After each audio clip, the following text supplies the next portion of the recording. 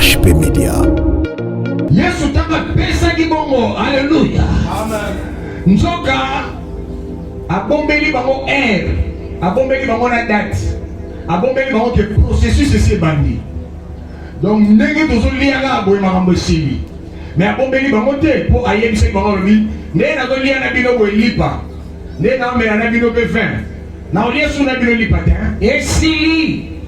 Ata ya ndaku ndenge tolia kalola fufuta. Olia su te. 20 na omela ngo lisu te. Na bino ti toya omela ya ngo lisusu. Na nkembo na ngai na likolo. Baye kole bali oh selingo bani. C'est que nega sali ngo boninga paki ba sa bisute nous soit été à lobby HP Media. Apôtre Paul a dit, je n'ai pas voulu connaître autre chose que connaître Christ et Christ est. Ah non, allons-y. Christ est crucifié. Alléluia. Na lingi na yeba makambo mususu te. Mais mingi na lingi na yeba Yesu Masia, Yesu oyo abakama. Je vais connaître Christ crucifié. Yesu biso de koteya ya solo aka ressuscité. Mais na liloba oyo Paul alobelaki kobakama na ye. Je vais connaître Christ crucifié. Ça veut dire pour l'apôtre Paul, Bible Mobimba, soko yebi yango sali malam. Mateya nyonso soko comprendre yango bien sali malam. Mais l'ité yango soko comprendre yango mabe utegami. L'ité yango HP Media. La chaîne qui vous édifie.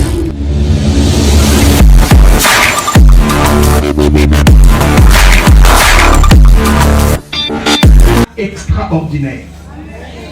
Mal répété dans le vie, et ça extraordinaire. Ça veut dire, mes colonnettes, il y a des amis balétés dans Mvula. Et ça dit balété. Et mon Christ, il y a solo, mon colonne, les losos, on a dit dans Ndaku. Avant, il y a Ndaku, on a dit Kabilamba. Ngaïté dans l'Ongoli, mais ami l'Ongoli. Ami l'Ongoli parce que envoyé Bissama Soumi. Gloire au Seigneur. Amen. Envoyé Bissama Nini. Et Gabel dans mon Christ. Bino mon canisi pour que l'église, que l'église était de ma chrétienté. Mais on a branché. On a branché. Pour vous coloper sur Roya, na yebite sur Romata. Awa osa branché. Ce jour ici, c'est le jour de la Pâque. La Pâque, oyo tobengi la Pâque chrétienne. Pasika yaba Kristo. Wana na lobi pona kesemisana Pâque yaba Yuda. Pâque bandaki ya Bayuda. Donc Pâque eza ya Bayuda. Le mot Pashika qui veut dire passer outre, qu'on sauter, qu'on lekalikolo. Pashika eza ya Bayuda. Eza lokola date de l'indépendance, le 30 juin. N'ayez pas la mission le 30 juin, la date de l'indépendance, pour la Mayuda, les hommes au Bango y a indépendance. Indépendance, il y a mission de là qui face à la Belge. De l'omoi qui n'a pas beaucoup na bango to koma ba somi libre. Mais tala pas ya Mayuda bango l'omoi qui pas ba Belge té. Et bango balongwa qui pas égyptien. Balongwa qui pas égyptien et pas iwapi bazala qui ba esclave. Ba sijeti. Mukolo wana zamba kangola ki bango le bibo kupima. Wana Samba accomplir le lobané ou loba qui j'ai vu la souffrance de mon peuple qui est en Égypte et je suis descendu moi-même pour le délivrer. Bisoto employera minimum indépendance. Bango employera minimum ou qui indépendance. Bango employera le mot la délivrance. Parce que ya bango zala ki bokange mina maboko ya ba Égyptien lokola esclave. Kaka esclave pamba te mais bato yo bazala ki assujetti banyatami na ba service na minyoko na ba pasi ya Égypte. Oyo penza que Pharaon zo sala on encore pour réduire bango, à diminuer bango nombre. Vous vous rappellerez que mon bé quand même peut s'amener en Égypte maman bota non moi na moi si mais ko bota moi na mobilité bota moi na mobali ba bomier une façon de réduire ce peuple. Pourtant mon mibali bazate basi bazo bota ma bango na bango lobi basi ba kosila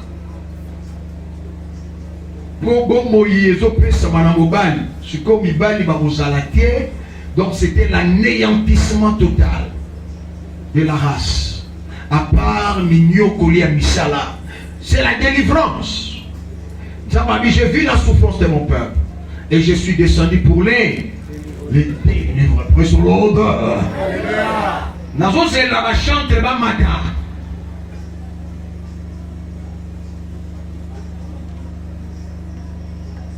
Gloire à notre Dieu.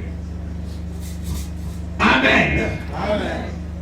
La délivrance. La délivrance pour Moukolo Nzambalobaki Balia.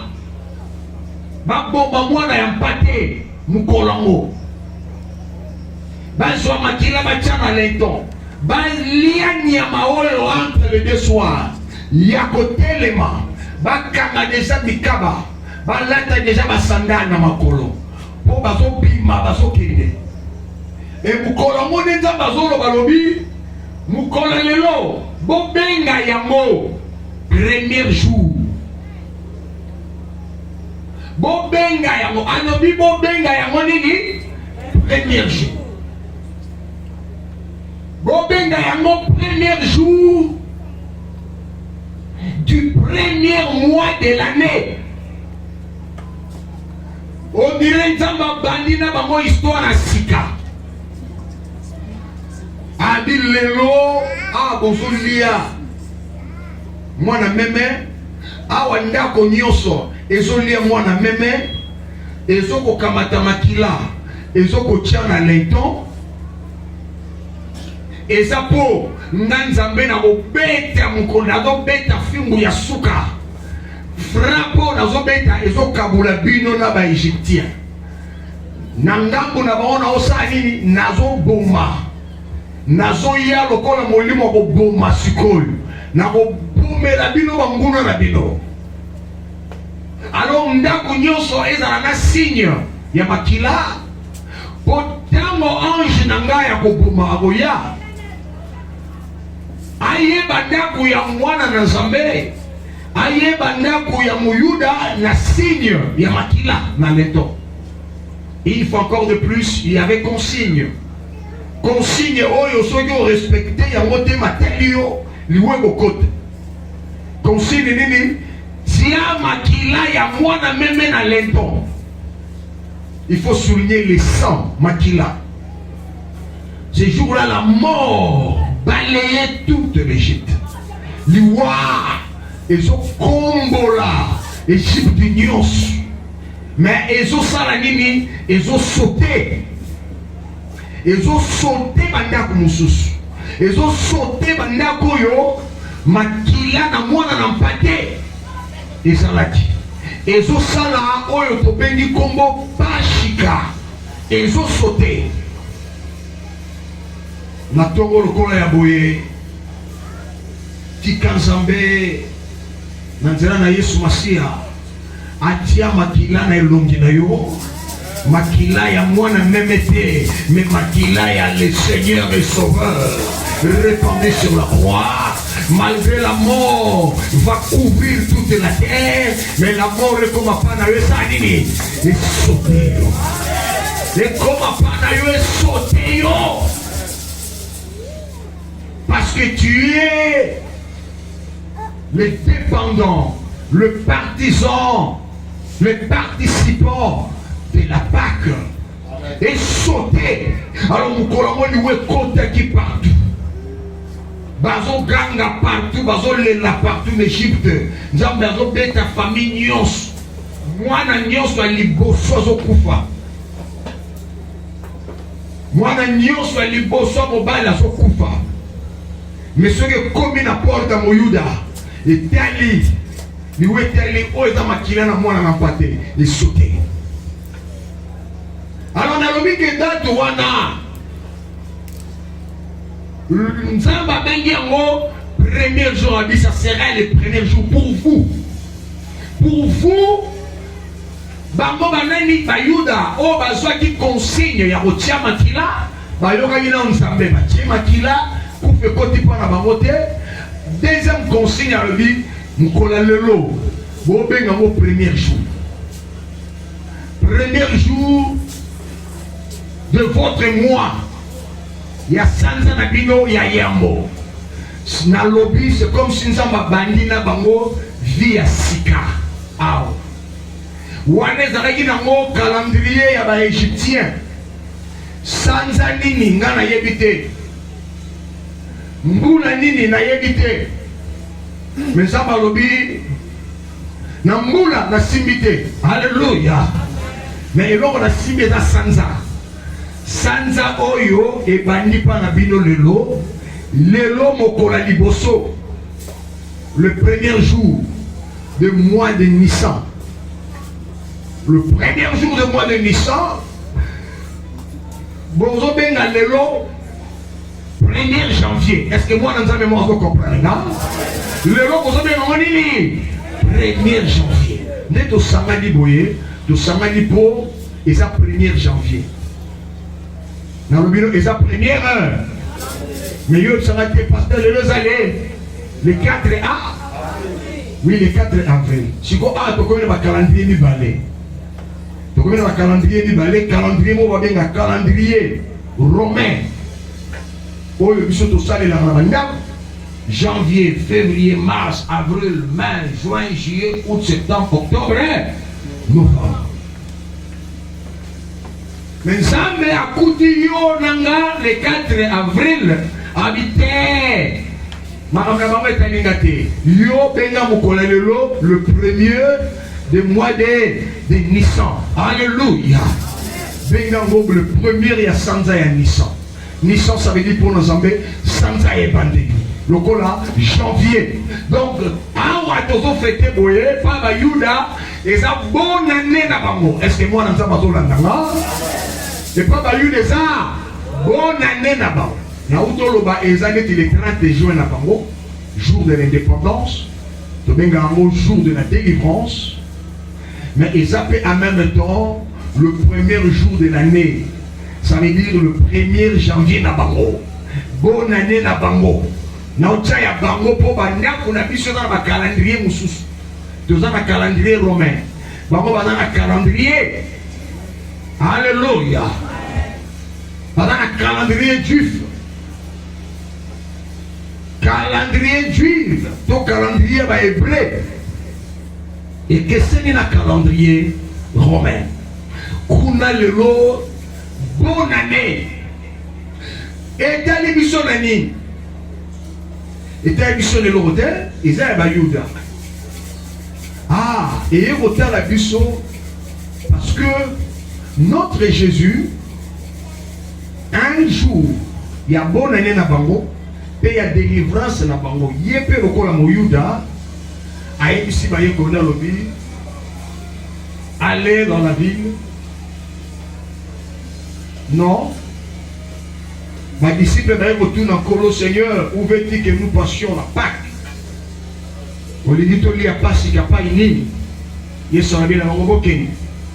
Car vous êtes dans la ville, au monde où vous avez mis Christ, vous avez mis Amaï, vous avez mis pas une chose au coma, vous avez mis Kolanda, Boni, Mokonze, na biso pas il y a Pâques. Na baye kolina za ba tebele.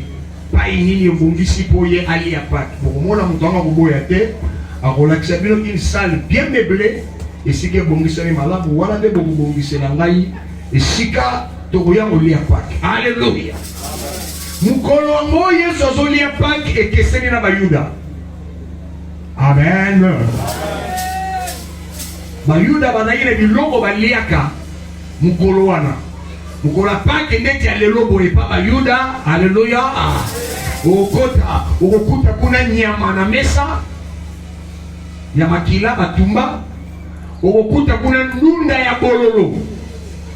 Ndunda ya bololo, bilolo ekosa. Ndunda ya bololo. Zaba bila bongo bogolia nyama bongo, bogolia bololo ndengo wana po bokanisa pasi bomonaka. Mais Yesu azabe moyuda pa iya zagira bayekoli aolia pa kekesana. Pas que c'est très différent.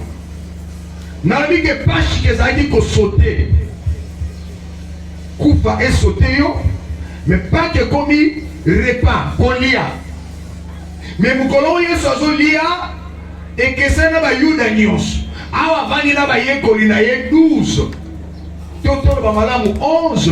Bazolia yazo sala pa ka ndenge mususu. Yoka pa ka Jésus.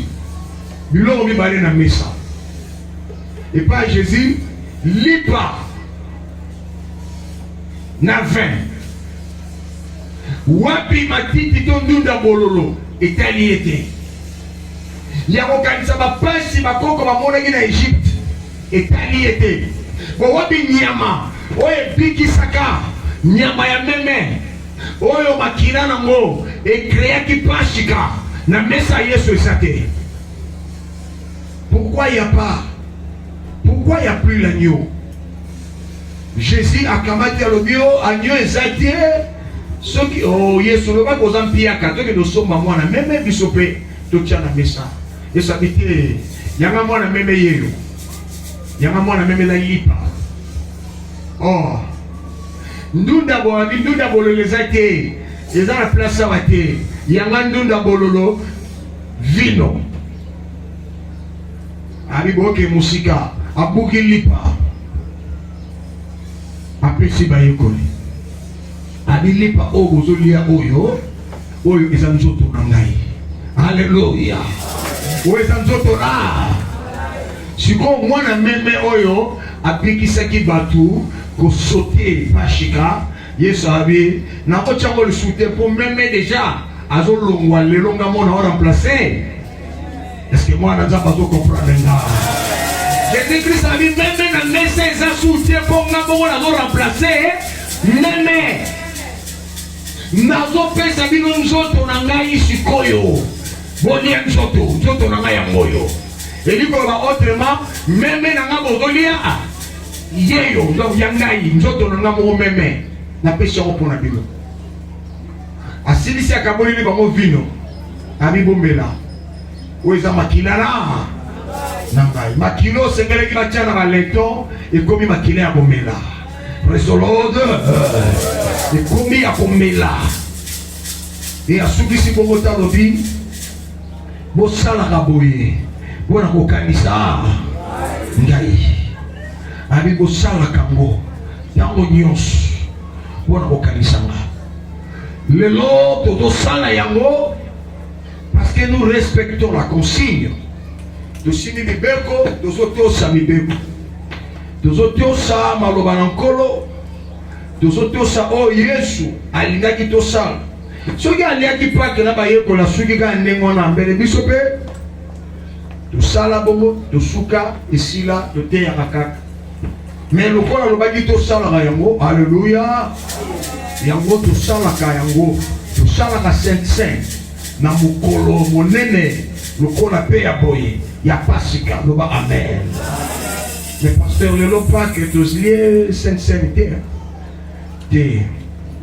Nous liés sainte sainteté pour yo yebi. Que sainte sainteté pour lié yango na kilti ya pourquoi nous voulons le manger le soir. Parce que la sainte saine, alléluia. Le latin lobi kena, ça veut dire le repas du soir. Tout ça, la repas, il y a pourquoi et Yesu habite au kanisa kayango. Mais pas que oyo ekomi bomoi na biso. Pâques oyo ezo définir année ya sika na molimo mpona yo. Pâques oyo eza kolongola yo na bowumbu na esclavagisme epai bao baelekaki yo na makasi bafini yo. Eza ntango nzambe no azoya mpona délivrance na yo. Eza ntango nzambe no azoya mpo alongola pasi na yo. Eza ntango nzambe no azoya mpo kolela esila. Et que cette Pâques ce matin eya na nguya nango nyonso na vie ya mwana na nzambe moko. Ekuta oyo mungu na tiaki lokola bibaka babarrière epikola elongola mwana nzambe moko akangamaki na se na nguya molili abimona longwe ya bini mpe akitaki libre. Car la Pâque c'est aussi la délivrance pour les enfants de Dieu. La Pâque c'est la libération. Alléluia. Yesu aliaki Pasika na bayekoli apesi nzoto apesi makila. Voilà ce qu'il faut retenir. Mais ntango aliaki yango alobi napesi nzoto mpe napesi makila.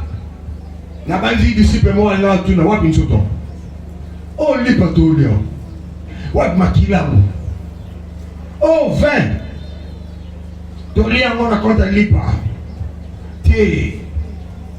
Yesu tanga pesa kibongo. Alléluia. Amen.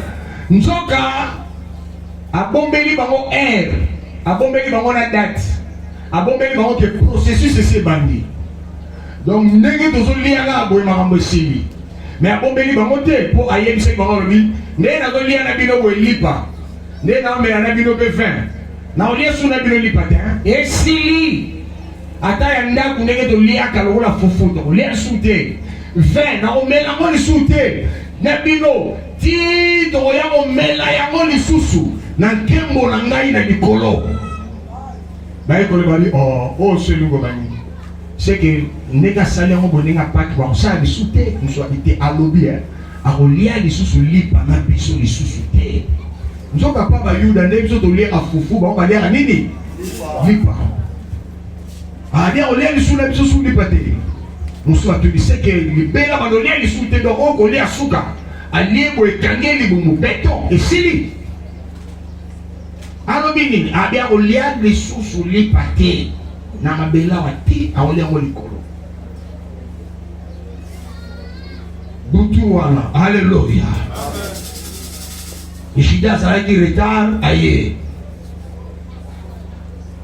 o Yesu place na ngai badisi babi jida yo biparo ke dawolo barate tato zoli awa Yesu deja sa pambola pesi nzoto apesi makila oyo lipa oyo nzoto oyo makila yo yesima tokatelo to lugelo jida peta mazoswa yepe azotia na vino Yesu masiya bi mutu moko kate na bino awa azolia na ngai lipa oyo ye atomboli talon na e contre nga. Ça veut dire akomine nguna na ngai.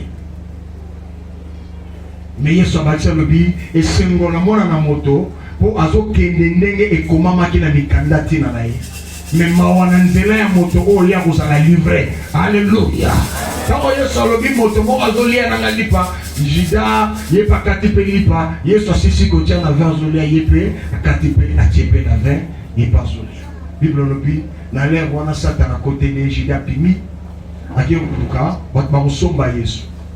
Bapesa ye 30 pièces mbala moko apesa bango consigne alobi Yesu bozwali na ngulu boyete na kete mane pa asambela nde jida alobi na bango ngai na kopesa bino si bino boyebete na molili mutu omwaka na baiser na pesi mi pepo eza ye wana bokanga ye nde bakanga Yesu uta mukolo wana pour comprendre que et comment qui batine pas Pilate bazong c'est pas Hérode Pilate Hérode ko samba e bandi couloir ya pasi Yesu masiya memi yango ndunda bololo ye mo azoli yango e suki na ile kulusu wana batie koto Barabas koto Yesu peuple gangi libérer Barabas et bon Jésus barabi baka ile kulusu nde Yesu na biso ko lia suka liaki eleki mikolo. Alléluia.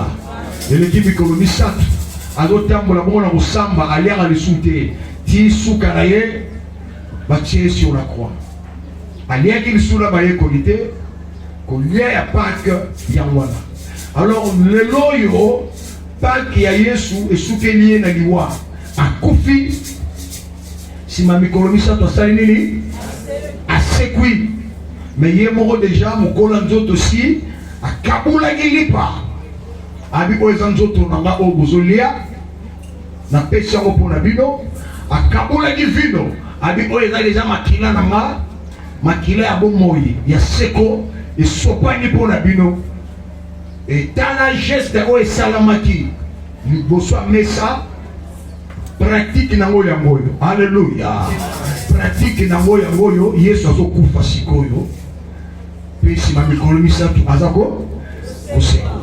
Ainsi notre Pâque est lié à la mort et à la résurrection de Jésus-Christ. Ya biso pasika lesika tovandela kaka lipa na vino tozokanisa kufa pe lisekwa ya Yesu Masiya. Alors ce matin je veux prêcher wana na salelio synthèse nalakisi yo schéma mais nazoteya lelo le 4 raisons de la mort de Jésus-Christ. Ntina minei oyo Yesu akufela mukristo ayeba nini. Apôtre Paul a dit, je n'ai pas voulu connaître autre chose que connaître Christ. Et Christ est... Ah non, allons-y.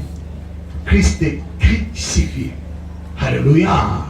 Mais lingi na yeba mama mususu te. Mais mingi na lingi na yeba Yesu Masiya. Yesu oyo Abakama. Je vais connaître Christ crucifié. Yesu biso dokoteya ya solo aka ressuscité. Mais na liloba oyo Paul alobelaki kobakama na ye. Je vais connaître Christ crucifié. Ça veut dire pour l'apôtre Paul, Bible mobimba. Soko yebi yango sali malamu mateya nyonso soko comprendre yango bien sali malamu mais liteya yango soko comprendre yango mabe otengami liteya yango soko comprendre yango bien te okeli bana liteya yango soko comprendre yango bien te comprendre te otikala na banzembo ya bana nzambe otikala na baninga ba frère ba sœur ya bana nzambe omesana na Bible na sali peka otangaka no pe Bible nzoka nde obima déjà. Nous prêchons Christ crucifié. Yesu ya bakama ne kolus. Alléluia.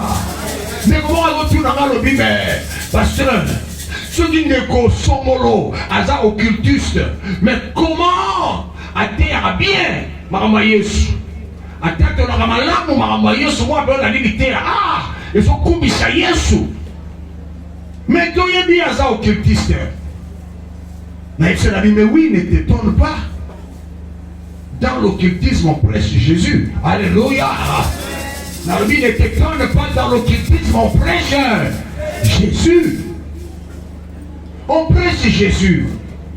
Si on écoute l'occultiste, arrêtez à payer Jésus. Arrêtez à payer bien. Mais arrêtez à Jésus pour critiquer l'occultisme. Bazana, le temps de la Bible, va bien une interprétation ésotérique de la Bible. Donc, la carte de la Bible est en Namaka. Arrêtez à payer Jésus. Avec une interprétation ésotérique. Mais, Yoka, bangote ya Yesu na occultisme bangote ya ye mingi na identité oyo kobenga ye grand maître. Alléluia. Abenga manani grand maître. Comme moi Jésus a autant de longo bien Jésus net l'église boa autant comme grand maître. Mais kuna ba yebi Yesu na occultisme comme étant un grand maître. Un grand maître, ça veut dire celui qui a la maîtrise des choses. On dirait parce que dans le occultisme, il y a le souci de maîtriser la nature. maîtriser la nature et Goloba, qu'on sale la mipépé, qu'on sale la maï, qu'on sale la mabélé, qu'on sale la bétoile, qu'on sale la. Yamo monara, occultisme botami, na astrologie. Kotala, l'astrologie zabondoki, oyo, mingi bandara na kotala la bétoile. C'est là la bombe qui amène. Le bandit na kotala la bétoile, ça c'est l'astrologie. Kotala la bétoile. Ko étudier ka calendrier batu. Ko yebisa moto yo go botama la date go yoza Verseau, yoza Bélier, yoza Capricorne, yoza Lion, yoza Poisson, yoza Verseau. Batali date no la visa yo botama na sansanini, mukolonini, du 22 boyo 22 boyo, yoza Poisson. Oga Poisson d'avril. Alléluia. Yoza Verseau. Yoza Bélier, yoza Boé. C'est comme on bino ba verso na sanza ya boye lokola na sanza étoile et pesi couleur boye mamosa na sanza ko simbate. Côté kate ko kendo lugelo côté pour chance nous ezate. Musu abile yo la mukolona chance yango yo. Kende ko beta loto, kende ko beta pemi, kende ko luka ba jeu d'hasard parce que chance na yo étoile lo ya chance yebana. Mutumo sa yo ka kriwana étoile na chance yebana. Et il parle de chance. Non, on ne parle pas de chance. Non, on parle de l'art, de la grâce. Et il parle de la force de la nature. Nous on parle de Dieu. Et il parle de Jésus grand maître. Nous on parle de Jésus sauveur. Alléluia. Alors on tient de la Jésus, on tient la combo la mais on tient de la grand maître. C'est un grand maître. Mon pépé, calme-toi, levante-toi, mon pépé, tout ça y est, c'est un grand maître. Avoir assoyé dans ma belle, et ça n'a pas de compte à Tiana Missoir ou Tukutabika, c'est un grand maître. Pour d'abord, on va le dire, à maîtriser ma belle, à 500 on a soy, à Tiana Missoir ou Tukutamoni, mon pépé Zoya, gagné la moitié de l'ami, à un grand maître. Bah, respecte Akaye comme étant un grand maître. Parce que le braquet comme étant un grand maître. Mais pour nous, Jésus-Christ, c'est un Dieu. C'est notre sauveur. Il est d'abord notre sauveur. Il n'est pas le sauveur des occultistes. Nous connaissons comme un sauveur dans occultisme. Alors, il est sauveur comment? Il est sauveur parce que il est mort. Alors, j'explique aujourd'hui que Jésus-Christ est mort. Il est mort sur la croix. Et quelle en est la raison? Et quelles en sont la raison? Mituya boni. Mutuya nini ezali katina Yesu kokufa. Nde nazotalisa le 4 raisons de la mort de Jésus-Christ sur la croix. Naebi ke nazana yo na Kinshasa awa. Ne t'étonne pas. Il y a une autre religion parallèle. Ezobota penena et outaki na Kristo et bima. Secte, tu es en secte, tu es en religion. Et bima, et ça n'a pas nzambe na bango. Et comme il s'appelle tatango ou nzambe. Et comme il s'appelle bananae mogo, molimo sang. Et comme il s'appelle monané mususu, Jésus. Et puis il s'appelle bango pe nenge na bango. Bango pe balanda na Bible. Oh ouais, mais c'est pas kufa. Et là bango pe bango luka balo ba ouais, bango pe neta sekwa neti ba sala neti ba tenge misamba a sekwate. Bazou bamba eba divisé de c'est quoi? A tapé 100 ans avec 100 ans pas sans ana azana kunda. Azana kukufa. Alléluia. Il est mort et il reste mort. Et sa mort est différente de la mort de notre Seigneur Jésus-Christ. Praise the Lord. Dans la mort de Jésus, Jésus-Christ donne lui-même sa vie. Il dit, on ne me ôte pas, on ne m'arrache pas ma vie, moi-même je la donne. Dans la Jean chapitre 10, on peut me retrouver, je crois, sur le passage, verset 28. Allons-y. Christ dit, on ne me ôte pas ma vie, mais je la donne moi-même. Et pas là, vous allez. C'est pas bien, c'est pas bien, c'est pas bien. Praise the Lord. Yesu na biso akeseni na baoya bango. Mahomet, akeseni na Buddha, akeseni na Vishnu, akeseni na Sun Myat Moon, akeseni na Kimbam, akeseni na Banyoso. Na bombelo poani. Alléluia. Est-ce que vous gagnez? Akeseni na bango. Regardez, tous ces autres, soi-disant seigneurs, bakoufi rassasié des jours, batondi mikolo bakoyi bampaka, balembi vie, vie ezomema bango nga bongo, kadima Yesu akufa ye moko kibumpake memie, mukuna die akufa mukuna nzambi, akufa ndengwana akomi mpaka moko suna mona ina ville bon mpaka munene. Wana fabeta taba 90 taba 95 ans. Abala siko mwana mwasi moko ya muke. Ya 19 ans. Alléluia. 19 ans so ba taxo ka photo. Et puis bato bate ara na photo. Omoni ye nzambe na biso bato moindo. Oyo mama. Ndenge ni nabyo ye lo kwa nzambe sengela ki lokola ye ya kuumela. Ifa bala ka bala mike. Ngola okufa ba mo débrouiller ma makoloba pour nana na profiter. Alléluia. Mais nous avons un Seigneur que nous prêchons ce matin. Il est mort à l'âge de 33 ans. Il est mort à l'âge de... Donc maintenant la technique pour ceux qui Jésus dans la famille de nous c'est mon petit frère. Ah on est au vendre à bas 33 ans bas. Basali. Donc Jésus ceux nous amis dans la famille moto côté de bon Jésus a petit frère maintenant. Donc, il y a son docteur, un petit frère. Au cas, moi, je vois un petit frère, ma maman est comme une dernière. Il y a qui n'était pas comme un baka. Il y a qui n'était pas lié à Awatonda, vie n'a qui est sous la terre. Il y a qui a kata vie n'a la katikati. Il y a qui a kaba vie n'a et ça t'a tourné vie n'a comme il y a souka. Oh, n'a rien à couvrir la vie de terre. Au monde des agons pas que Julio de le couvre la vie, se couvre le banaille. Jésus est mort à fleur d'âge. Ça veut dire bon moïsana no molai azo pesano. Abi ba ko to ngati. Ba ko sa dinote onga Yesu bakanga inga ya ona kufi. Na pesamo ngamoko. On lit la parole du Seigneur. Quel est le nom du Seigneur? Amen. C'est Jean 10, 15 à 19. 15 à 19. Comme le Père me connaît, et je connais le Père, et je donne ma vie pour mes brebis. J'ai encore d'autres brebis qui ne sont pas des brebis.